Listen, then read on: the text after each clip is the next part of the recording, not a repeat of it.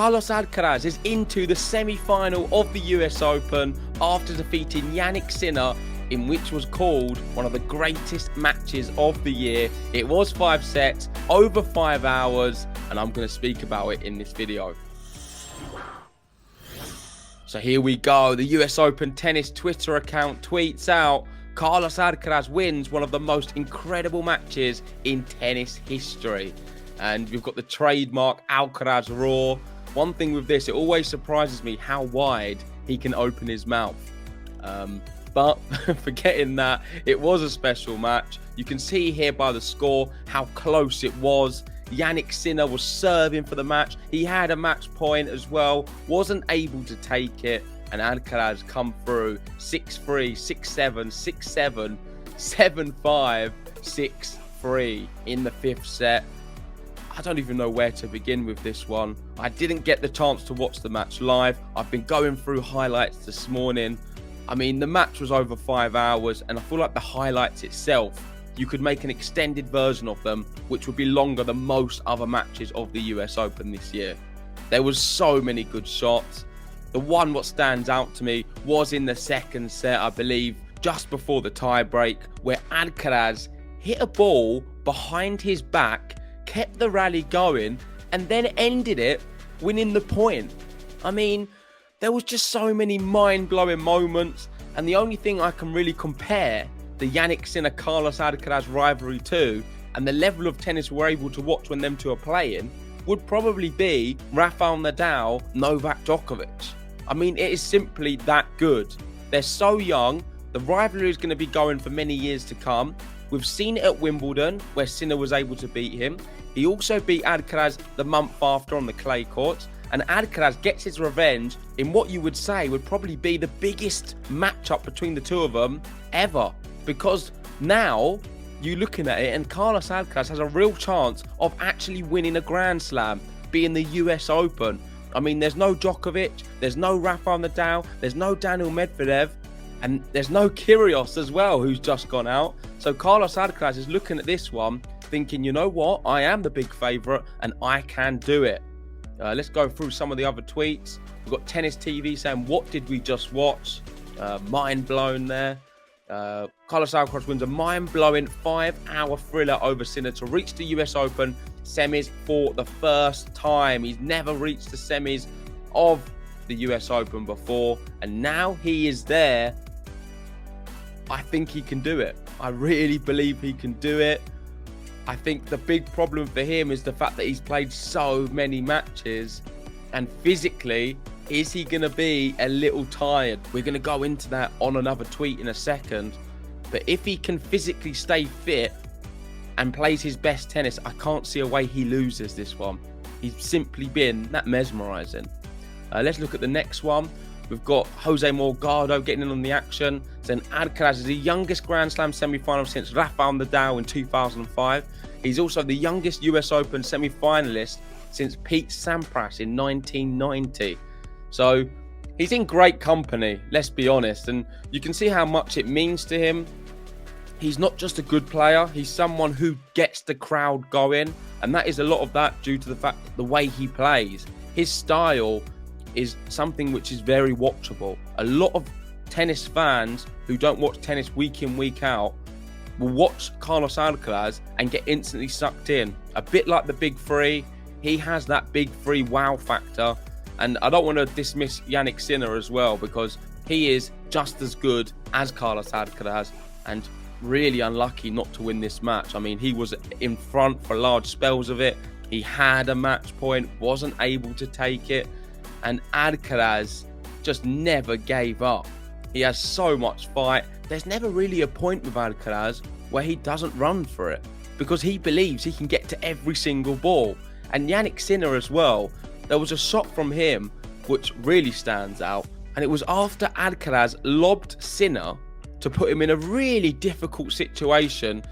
Alcaraz comes to the net, and Sinner somehow pivots his body and turns around, does like a 360 forehand winner. I mean, the way these two move defies logic at times. It just doesn't make sense. They're simply incredible. And I cannot wait to see more of Jannik Sinner and Alcaraz play against each other. Of course, it's going to be really crushing for Sinner to lose a match in this nature. But one thing you can be sure about is he's going to be back and he is going to win a Grand Slam or 2 or 3 or 4 or 20 because he's really, really special. And here's some reaction from some of the tennis greats. We've got Stanislas Wawrinka in here, big Stan the man, saying how good is this match? Alcaraz Sinner. We've also got Feliciano Lopez saying can't get any better. Jannik Sinner, Carlos Alcaraz. I just found myself screaming in my room. Is it normal? And I can answer that one, Lopez. Yes, it is normal. That is what happens when you watch crazy tennis, which is a lot better than most, let's be honest. I mean, we've watched some good matches at the US Open. There's been some close ones. I thought Kyrgios Medvedev was quite good. On the women's, we've seen some also special moments. Caroline Garcia's looking good. I thought Iga Pegula was a good match yesterday. But it just seems like Sinner Alcaraz is just on another level. And when I say it's another level, it feels a bit light than the Nadal Djokovic rivalry. We've got Gil Grossin saying, I would like to thank Jannik Sinner and Carlos Alcaraz for that ridiculous display of skill, physicality and mental fortitude. It's an important one to note, the mental fortitude, because they're so young, but mentally they seem a lot stronger and more resilient than the likes of Stefanos Tsitsipas, Sasha Zverev, Daniil Medvedev, Andrei Rublev. That crop of players. You can maybe throw Berrettini in there as well. These young guys seem to be a lot more mentally strong than some of the ones a few years older than them. And we've got another tweet here, Reem Abulela. No. We have another tweet here from Reem, and she says, on the Sports Centre right now, we've got this bit of information. Alcaraz has spent 9 hours, 9 minutes on court in his last 2 matches. That's 10 minutes longer than the Godfather trilogy. This is my concern. I spoke about at the start of the video. Alcaraz playing that amount of time on court. I mean, it's been 2 5-setters back to back. One against Cilic, Grand Slam champion at the US Open. The next against one of the hottest youngsters on tour in Jannik Sinner. Surely that's going to take a lot out of him.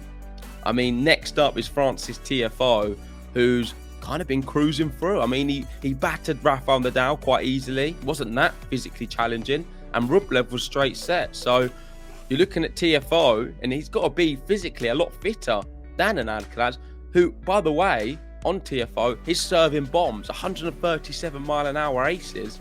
Alcaraz in this match yesterday only got the 5 aces. So he's not reliant too much on his serve, Alcaraz, despite an ace coming on match point to seal it against Jannik Sinner, which I thought was quite special. And I don't know, tennis works in strange ways. I kind of thought that would happen. He didn't find many aces, and then he finds one on match point. We've got another tweet here from the Big Three saying Nadal Verdasco 2009 semi-final, 5 hours 14 minutes. Of course, that was a special match between the 2 Spaniards, and of course one of the longest in Grand Slam history. We've got Alcaraz Sinner on the other hand, 5 hours 15 minutes. So it was 1 minute longer than that classic. And we've got some more here as well. It was also the latest ever finish for a US Open match. The local time was 2:27 a.m. I feel terribly sorry for Megan as well, who covered it on the channel. So in the UK, that would have been 7:27, 7:30 a.m. I know Megan on the stream was saying her partner was getting up to go to work as Megan was finishing it. So hats off to you, Megan. You smashed it.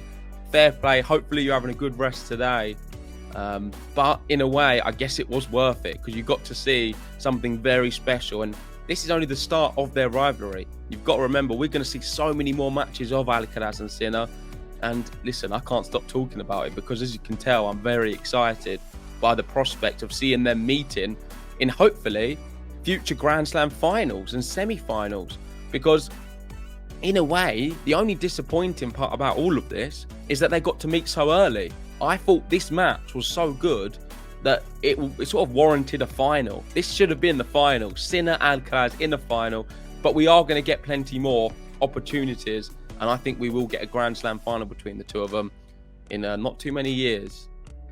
The last tweet I've got is another touch of class really for Alcaraz. After playing so long, almost 10 hours in the last few matches, it's now 3 a.m. and he's still signing autographs after playing tennis for 5 hours 15 after throwing 2 of his shoes into the crowd. He's not just a great player, he's a great symbol for the sport. He's someone who you'd be proud if he was the poster boy for tennis when the big three are to retire. I love the way he speaks about the game. I love his passion. And I love, mainly, when he's playing, it's some of the shots he does, you're not really expecting. I mean, he's got a bit of flair in there as well. The shots behind the back, it's not standard tennis as we know it. It's very interesting, exciting brand. He doesn't take too long to serve, and the crowd love him, and rightfully so. He's so good to the crowd and the people there.